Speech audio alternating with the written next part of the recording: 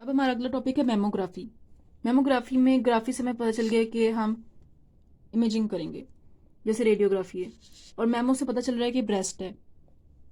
Mammography से हमें क्या मिलेगा? ब्रेस्ट का एक्सरे।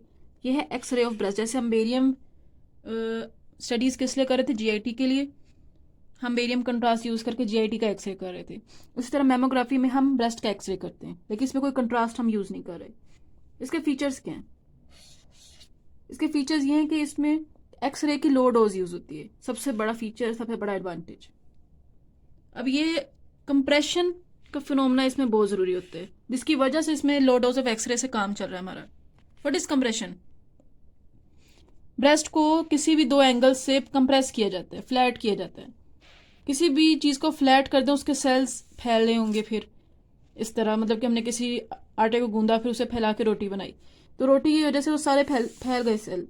तो फिर हमें थोड़ी सी एक्सरेज ही से हम आर पार एक अच्छी सी इमेज बना पाएंगे। एक्सरेज को किसी बड़े से टिश्यू से गुजरने के लिए ज़्यादा डोज चाहिए, एक रोटी से गुजरने के लिए उसे कम चाहिए। उसी तरह यहाँ कंप्रेशन की जाती है। कंप्रेस करने के बाद सेल फैल जाते हैं। जब हम सेल को फैला देते हैं तो वो एक बड़ी पिक्चर बन जाती है, और उसमें थोड़ी सी डोज ऑफ एक्सरे हमें आर पार क्रॉस सेक्शनल व्यू ज़्यादा अच्छा दिखाएगी कि अच्छा ज़्यादा सेल इंडिविजुअली पड़े होंगे, बजाय सेल एक साथ एक बॉल की तरह पड़े हों। तो फिर हम उनके आर पार एक अलग से इंटरप्रिटेशन करनी मुश्किल हो जाएगी कि किस लोकेशन पे क्या हो रहा है। यही वजह है हम लो डोज ऑफ एक्सरे इसमें यूज़ कर पाते हैं, क्योंकि हम कंप्रेस कर देते हैं, सेल्स फैल जाते हैं और ये विथ कम हो जाती है। उतना ज़्यादा वो पतला हो जाता है टिश्यू टिश्यू पतला हो जाता है। थोड़ी डोज ऑफ एक्सरे से हम आर पार एक अच्छी सी वीडियो बना सकते हैं, एक अच्छी सी एक्सरे बना सकते हैं, एक अच्छी सी इमेज बना सकते हैं। इसके अलावा कंप्रेशन से इमोबिलाइजेशन हो जाती है ब्रेस्ट की, पेशेंट नहीं हिल पाएगा, इसलिए कोई ब्लर मोशन की वजह से नहीं हो पाएगा एक्सरे में। एक्सरे स्कैटर नहीं हो पाएगी जब वो एक ब्रेस्ट टिश्यू के अंदर जाती है, किसी भी डेंस टिश्यू के अंदर, तो फिर वो एक्सरे अंदर जाके टकराएंगी तो वो फैल भी सकती है ना सेल्स के साथ टकरा के, कुछ अब्जॉर्ब भी हो जाएंगी, कुछ फैल जाएंगी, स्कैटर हो जाएंगी। इसलिए अच्छी फिल्म नहीं बन पाएगी, अच्छी इमेज नहीं बन पाएगी। तो जब हम उन टिश्यूज़ को इमोबिलाइज करने के बाद फ्लैटन कर दिए, फिक्स कर दिए, तो फिर एक्सरे स्कैटर नहीं होंगे, आराम से आर पार गुजर जाएंगे। बजाय पहले एक से टकराएंगे, फिर नीचे जाकर दूसरे से टकराएंगे, फिर नीचे और टकराएंगे और फैलती चली जाएंगी। स्कैटरिंग नहीं होगी, जाएंगी आर पार और फिर जाके फिल्म पे लग जाएंगी। इस तरह स्कैटर नहीं हो पाएगा। यही वजह हम कंप्रेशन का फिनोमेना यूज़ करते हैं मेमोग्राफी में। यही एक चीज़ है जो कि इसे लो डोज ऑफ एक्सरे पे इतना ज़्यादा इफेक्टिव बना रही है, कंप्रेशन का फिनोमेना। अब टू टाइप्स ऑफ मेमोग्राफी होती है, एक स्क्रीनिंग मेमोग्राफी होती है, एक डायग्नोस्टिक मेमोग्राफी होती है। सबसे पहले स्क्रीनिंग मेमोग्राफी की जाती है। ये एसिम्टोमेटिक वुमेन में की जाती है जिनमें अभी तक कोई सिम्टम नहीं आया, वो सिर्फ स्क्रीनिंग के लिए आई हैं। इसका फ़ायदा ये है कि 75% ब्रेस्ट कैंसर उनका लंप अभी फील नहीं हुआ, लेकिन वो अभी 1 साल बाद फील होना है। 1 साल पहले ही उनका पता चल जाता है कि यहाँ कैंसर बन रहा है, यानी उनके सिम्टम्स आने से 1 साल पहले ही पता चल गया कि कुछ है। इसमें 2 व्यूज़ होते हैं, एक होता है क्रेनियोकोडल व्यू, एक होता है मीडियो लेटरल ऑब्लिक व्यू। अब ये 2 व्यूज़ क्या हैं? ऊपर वाला क्रेनियोकोडल व्यू है और नीचे वाला है mediolateral oblique view. Craniocaudal view में ये है कि एक्सरेज क्रेनियली जाएंगी, मतलब हमारे सर से हमारे पाँव की तरफ, यानी वर्टिकली ऊपर से नीचे जाएंगी, इसे क्रेनियोकोडल व्यू कहते हैं। और नीचे जाके फिल्म पे जाके डिटेक्टर पे जाके लगेंगी। तो चूंकि एक्सरेज इस एंगल में जा रही हैं, तो हमें टिश्यूज को फ्लैट किस डायरेक्शन में करना है? उसके परपेंडिकुलर। तो हम करेंगे क्रेनियोकोडल व्यू में वर्टिकली उनको फ्लैट करेंगे, मतलब कि एक्सरेज के ठीक परपेंडिकुलर उनको फ्लैट किया गया है। दूसरा है मीडियो लेटरल ऑब्लिक व्यू। मीडियो लेटरल ऑब्लिक व्यू में पता चल रहा है कि मीडियल से लेटरली एक्सरेज आएंगी, और ये नहीं कि हॉरिजॉन्टली आएंगी, ऑब्लिक आएंगी, ऐसे ऑब्लिक टेढ़ा होता है। तो मीडियो लेटरल ऑब्लिक व्यू में एक्सरेज जब इस तरह आ रही है तो उनके परपेंडिकुलर इनको फ्लैट करना है, तो इसलिए इनको इस डायरेक्शन में फ्लैट किया गया है ताकि एक्सरेज आराम से इधर से आए और यहाँ पे फ्लैट टिश्यू इस तरह पड़ा हो। ये दोनों व्यूज हम राइट ब्रेस्ट के कर रहे हैं और ये स्क्रीनिंग मेमोग्राफी में करते हैं। अब ये स्क्रीनिंग मेमोग्राफी कब की जाती है, मतलब इसकी कोई टाइमिंग है, इसका कोई शेड्यूल है?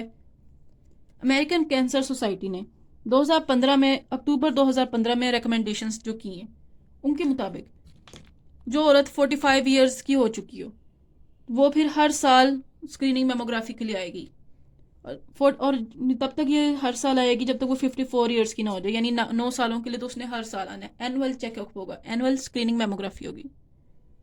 जब वो 54 को क्रॉस कर देगी तो फिर एवरी अदर ईयर आएगी, यानी एक साल आएगी, फिर एक साल छोड़ेगी, फिर एक साल आएगी, odd numbers, every other year का सीन आ जाएगा। अगला है डायग्नोस्टिक मेमोग्राफी। डायग्नोस्टिक मेमोग्राफी जो स्क्रीनिंग के बाद की जाती है, डायग्नोसिस के लिए की जाती है। तो ये डायग्नोस्टिक मेमोग्राफी या तो सिम्टोमेटिक वुमेन में की जाएगी जिनकी ब्रेस्ट में कोई लंप फील हुआ है, सिम्टम्स मिल गए, निपल डिस्चार्ज हो रहा है, या फिर स्क्रीनिंग टेस्ट करवाया तो वो पॉजिटिव आ गए। ये उन लोगों में की जाती है डायग्नोसिस के लिए। अब डायग्नोसिस में ये लंप तो हमें इससे मिल गया स्क्रीनिंग से, तो फिर ये क्या बताती है? ये स्पेशलाइज्ड व्यूज इसके क्या बताते हैं? उस लंप के बारे में, उसकी लोकेशन, उसका फैला हुआ कितना फैला है, आसपास के टिश्यूज पे क्या सीन है, उन पर तो कोई इफेक्ट नहीं है सराउंडिंग टिश्यूज पे।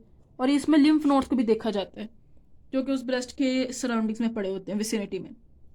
ये दो चीज़ें जो खास इस व्यूज से हमें पता चलती हैं। और कौन कौन से इसमें व्यूज हैं जो बुक में हैं, वो ये 3 बताए गए हैं, जिसमें है पहला एग्जैजरेटेड क्रेनियोकॉर्डल व्यू। क्रेनियोकॉर्डल व्यू हमने देख लिया कैसा होता है, क्रेनियोकॉर्डल होता है व्यू, इसमें उसे एग्जैजरेट किया जाता है। दूसरा है एक्सिलरी टेल व्यू, और तीसरा है मैग्निफिकेशन व्यू। ये डायग्नोस्टिक मेमोग्राफी के 3 व्यूज हैं। अब ये प्रोसीजर किया कैसे जाता है, इस प्रोसीजर के क्या स्टेप्स हैं? ये है steps of mammography. Her procedure से पहले हम पेशेंट का ख्याल करते हैं, उसे एक्सप्लेन करते हैं क्या प्रोसीजर है, उसका कंसेंट लेते हैं।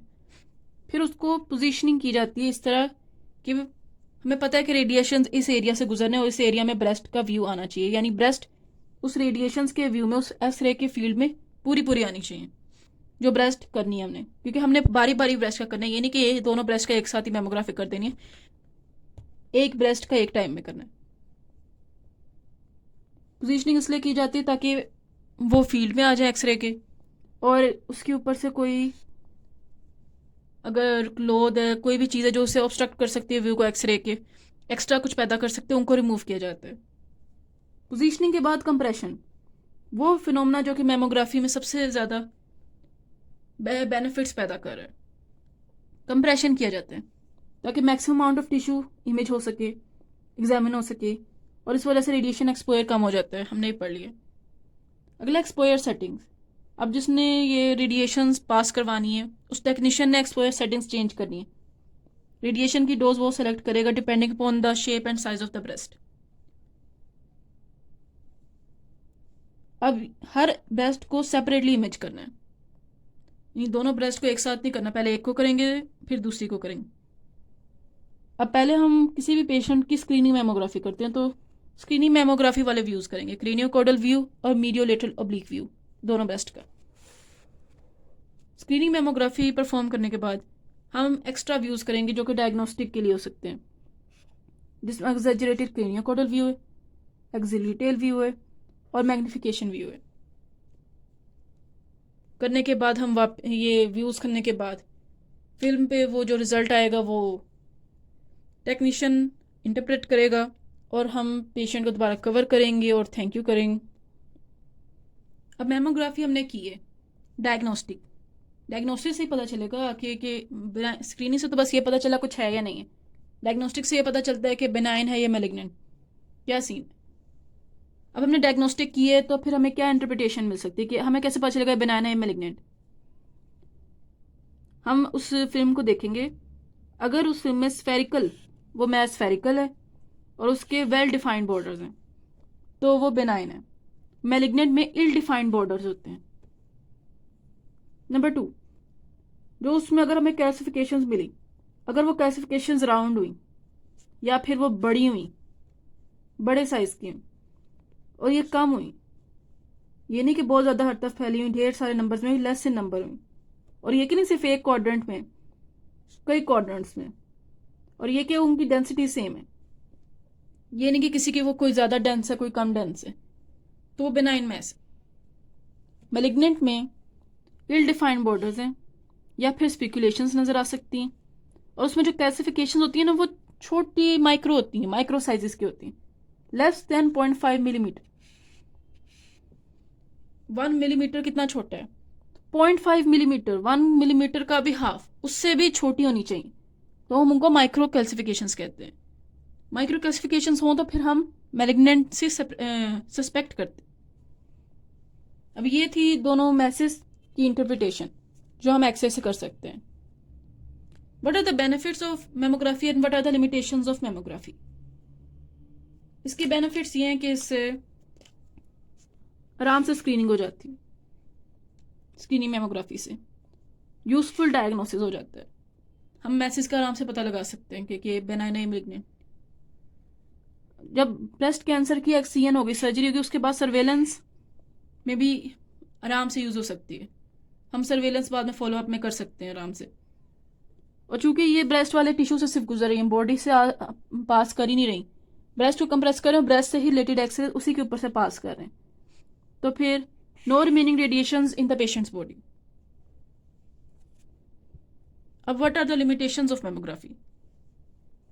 कंप्रेशन ऑफ ब्रेस्ट की वजह से पेशेंट को पेन फील हो सकती है, पेशेंट एंशियस हो सकता है मेमोग्राफी के दौरान। अगर फॉल्स इनएक्टिव टेस्ट है तो उसे दोबारा कराने पड़ेंगी मेमोग्राफी, जिसकी वजह से रेडिएशन बर्डन हो सकता है बॉडी पे। हम 35 ईयर्स या उससे छोटे लोगों में मेमोग्राफी नहीं करते। क्यों?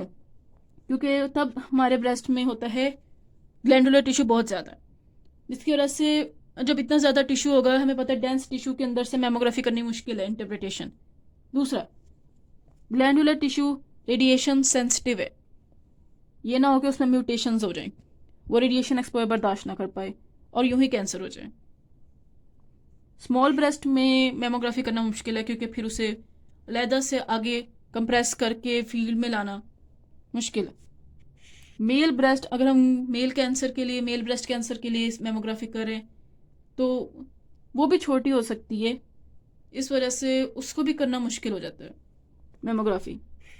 डेंस या फिर फाइब्रस ब्रेस्ट, अगर ब्रेस्ट में फाइब्रोसिस हुई है या फिर वो वैसे ही डेंस है, टिश्यू से भरी पड़ी है, तो उसमें हम कंप्रेस करने के बावजूद अंदर नहीं देख पाएंगे, क्योंकि ऑब्स्ट्रक्शन कर रहा है, बहुत सारा टिश्यू या बहुत ज़्यादा फाइब्रोसिस हुई हुई है, जिसकी वजह से व्यू ऑब्स्ट्रक्ट हो रहा है, बहुत सी चीज़ें अंदर छुप गई। ये सारे कैंसर्स को डिटेक्ट नहीं कर सकता, जैसे इन्वेसिव कार्सिनोमा, इसे ये मेमोग्राफी डिटेक्ट नहीं कर पाती। अब स्क्रीनिंग के लिए, रेडिएशन एक्सपोजर के लिए हमें कोई शेड्यूल चाहिए, कोई ग्रेडिंग चाहिए, तो अमेरिकन कॉलेज ऑफ रेडियोलॉजी उसने फिर एक असेसमेंट बनाई थी, जिसे हम कहते हैं बिरार्ड्स असेसमेंट। बिरार्ड्स असेसमेंट में हम कैटेगराइज करते हैं स्क्रीनिंग पे कि आया कि दोबारा इसको मतलब कि मेमोग्राफी से एक्सपोज कराना है या नहीं, ये बेनाइन है या मेलिग्नेंट है, ये कैंसर है या नहीं, या फिर बंदा फारिग करें कि नहीं ज़रूरत उसे दोबारा आने की, नेगेटिव टेस्ट है। उसको इंटरप्रेट करने का आसान तरीका है कि हम उसे कैटेगराइज कर देते हैं। बिरार्ड असेसमेंट के मुताबिक अगर हमने स्क्रीनिंग की है, इमेजिंग की है, लेकिन हमें समझ नहीं आ रहा कि है भी या नहीं, कुछ समझ नहीं आई, तो दोबारा इमेजिंग उस बंदे को करवानी पड़ेगी। या फिर अगर हमने इमेजिंग की है और हमें पता चल गया कि वो नेगेटिव है, तो वो कैटेगरी 1 है। कैटेगरी 0 का मतलब ये नहीं है कि वो बंदा नेगेटिव है, इसका मतलब है कि अभी इमेजिंग की है लेकिन कुछ समझ ही नहीं आई, एडिशनल इमेजिंग की ज़रूरत है 0 में। 1 में हमने किया और पता चल गया कि ये नेगेटिव है, बस फारग। 2 में किया और पता चल गया कि बेनाइन है, नॉन कैंसरस है, फारग। 1 और 2 अच्छे हैं। 3 और 4 ऐसे हैं जिसमें बंदे का दोबारा चक्कर लगेगा। 3 में हमें लगता है कि वो बेनाइन है, नहीं पता, इसीलिए दोबारा से फॉलोअप पे आना पड़ेगा। और 4 पे हमें सस्पिशन है कि ये बेनाइन नहीं है, मैलिग्नेंट है, जिसकी वजह से हम बायोप्सी करेंगे। अब इसमें हमें ये लगता है कि बेनाइन है यकीनन, लेकिन हमें कंफर्म नहीं, इसलिए हम फॉलोअप पे बुला रहे हैं। लेकिन इसमें हमें सस्पिशन है ही मैलिग्नेंसी का, जिसकी वजह से मैलिग्नेंसी को कंफर्म करने के लिए हम बायोप्सी करें। ये 4 है। 4 तो अच्छा नहीं है। फिर 4 के बाद हमें पता चल गया कि 5 पे यकीनन मैलिग्नेंट कंफर्म हो गया। अब इंटरवेंशंस करनी होंगी। और 6 पे हमें पता चल गया कि ये मैग्नेट कैंसर है कौन सा, कैंसर इज नोन। इंटरवेंशंस करनी होंगी। हम स्क्रीनिंग के बाद हम मतलब कि हमने इमेजिंग कर लिए, तो अपनी रिजल्ट्स को हम इस कैटेगरीज में आराम से इंटरप्रेट कर सकते हैं। मतलब कि हम ये बस कैटेगरी बता सकते हैं कि 1 है 2 है 3, उससे हमारा रिजल्ट डायरेक्ट पता चल जाएगा। 0 का मतलब है कि दोबारा इमेजिंग करानी होगी। 1 का मतलब है कि नेगेटिव टेस्ट है, नेगेटिव रिजल्ट है। 2 का मतलब है कि हमें मैथ्स मिला है लेकिन वो बेनाइन है। 3 में हमें लगता है कि जो मैथ्स मिला वो बेनाइन। 4 में हमें लगता है कि जो मैथ्स मिला वो मैलिग्नेंट है। 5 में हमें कंफर्म है कि जो मैथ्स मिला वो मैलिग्नेंट है। और 6 में हमें पता है कि जो मैलिग्नेंट मैथ्स मिला वो कौन सा कैंसर है। That's all.